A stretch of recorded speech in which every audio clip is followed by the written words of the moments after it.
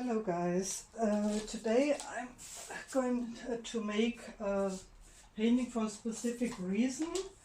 One of my friends wants to do something by herself at home, and I promised her to show her once how the painting is working and how the process is going to be, and so I'm doing this example. I'm a little bit nervous because it's a huger canvas. It's about 50 by 70 centimeters. I will need pretty much paint. I did this kind of painting before, but it's always and I really hope one of you likes this painting so much that you intend to buy it, because for my apartment it's definitely too big. I already prepared the canvas, which means I cleaned the surface, I put the wooden chips under it, and I elevated it with bigger cups, so I have a little more comfortable to work. And as this will be a very colorful painting, I won't do a primal color this time, because I don't want any color to come through. It's gonna be an ocean motif kind of sorta, and to make the paint flow as it would on a regular primed canvas, I just make it a little bit moist, not really wet, just a little bit moist. And I'm working with a glove today, what actually drives me crazy, but I have a little cut on my finger on my right hand, and I'm pretty sure getting paint on it won't do it any good. I'm already pretty sure that I will throw it away in 5 minutes, but at least I try. So I just made the canvas a little bit moist so the paint can flow. And this is a variation of a Dutch pour. I won't work with negative space, so you won't see the foundation. Actually, the paints will go all over, one over each other, and so the entire process is different to a regular Dutch pour. So I first set some bigger puddles, and I already have some lumps inside. Even so, I drained it, but we've been there before and we will be there again. And you already can see that it's a really huge canvas and that we will need a lot of paint.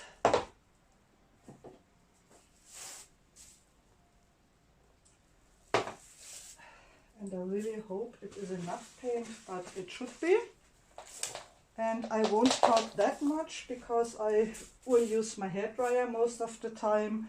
I will give you some information during the process. And I will definitely put everything you need to know in the description of the video. So let's dive in the sea.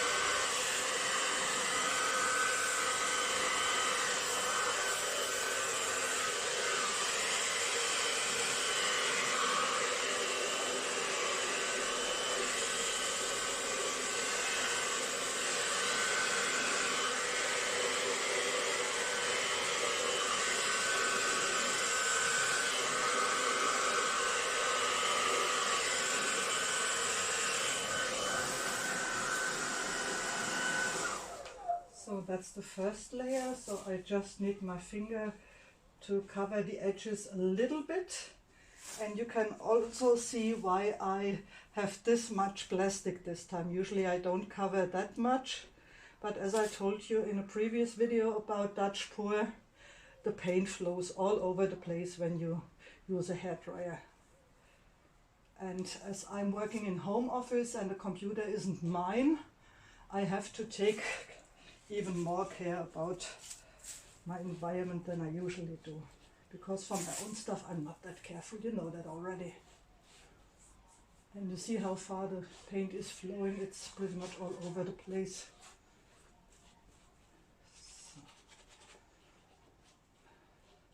I know some of you will be surprised in the beginning about my choice of the colors, but you will see why. In this case it's not the color for itself, every single one, but it's the, let's say, the sum of the colors that go together and what they can do together. So now we have covered the surface and already picked out some lumps.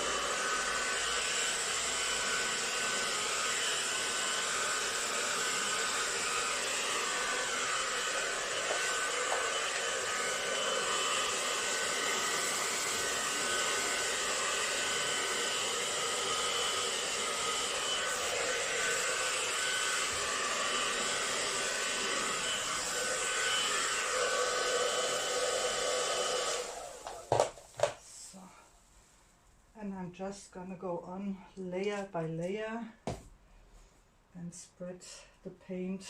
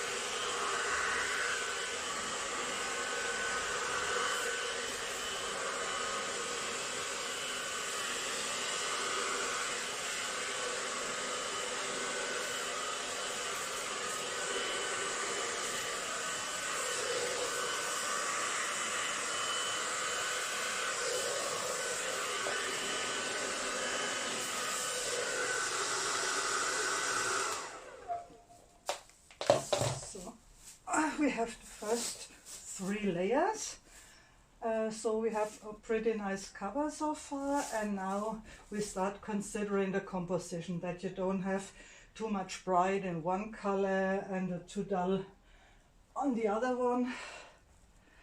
So now we really start to think about what we want and how we want it to look.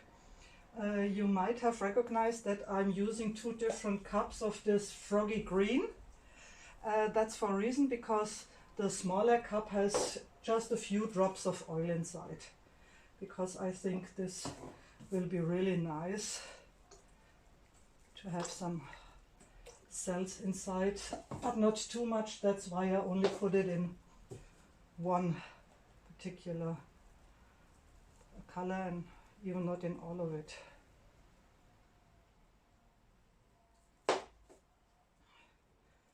And I know the color combination might look weird for one or the other of you, but as you already might have found out, most of the time I know what I'm doing. And at the rest of the time I'm just hoping that it looks like.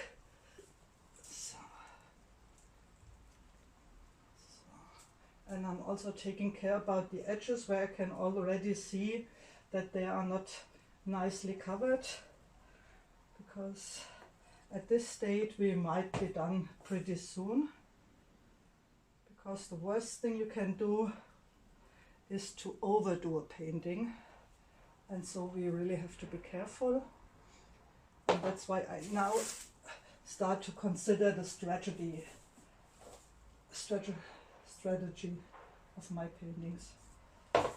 So, I mean, at this point you can already start to cover the edges with the paint that runs off the canvas, because you might already have pretty much.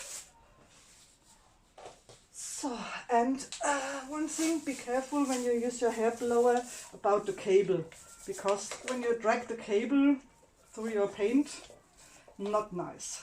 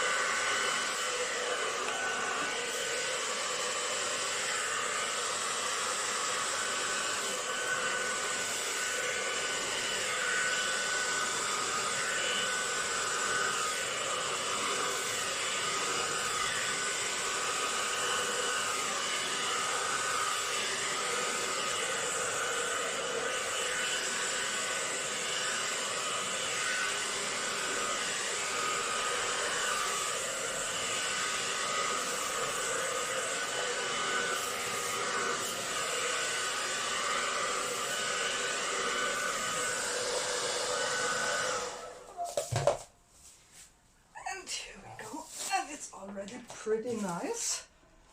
A lot of green, but I think that will be fine. And now we take the torch. I found an older one I already had. I think this will work. It's a small one, but I already had it. And as you know, the one I'm usually using doesn't work that good anymore.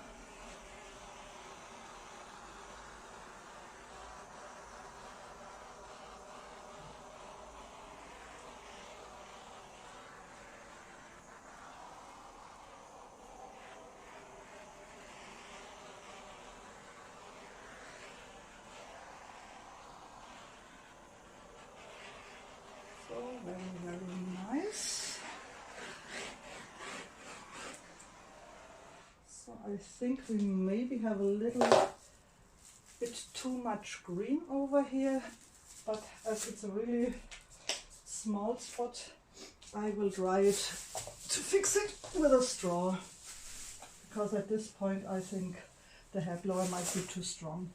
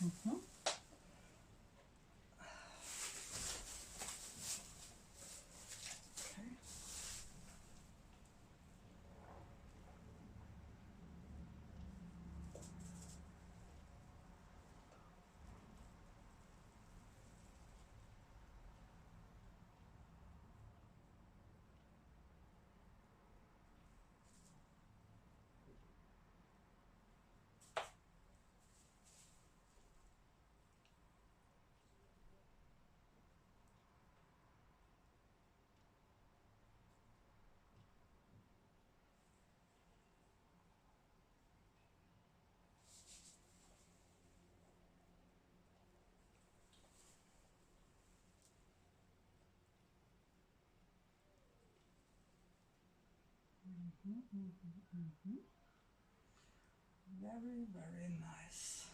Just have to fix this edge over there because there you see the green stripe a little bit too much for what I like to see. Okay, I'm already tainted all over so I can walk through it. And my living room is really deeply dyed.